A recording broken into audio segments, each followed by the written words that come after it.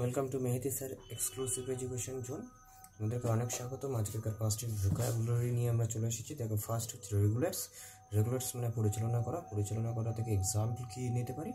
They regulates the party. They regulate দিয়ে পরে যেহেতু থার্ড পারসন সিঙ্গুলার নয়, সেহেতু এখানে এস বা ইএস নেই। ঠিক আছে, ওকে। তো দেখো এখানে ডিরেক্ট, দ্বিতীয়টা হচ্ছে ডিরেক্ট মানে সোজাসুজি। ইট ইজ ডিরেক্ট মানে ইহা সোজাসুজি।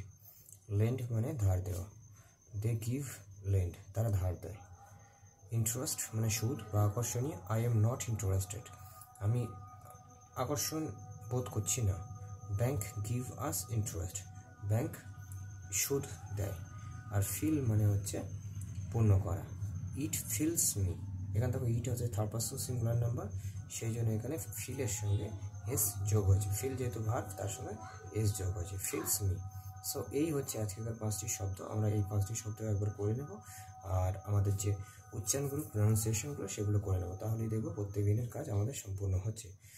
ধন্যবাদ, সুস্থ থেকো, ভালো থেকো।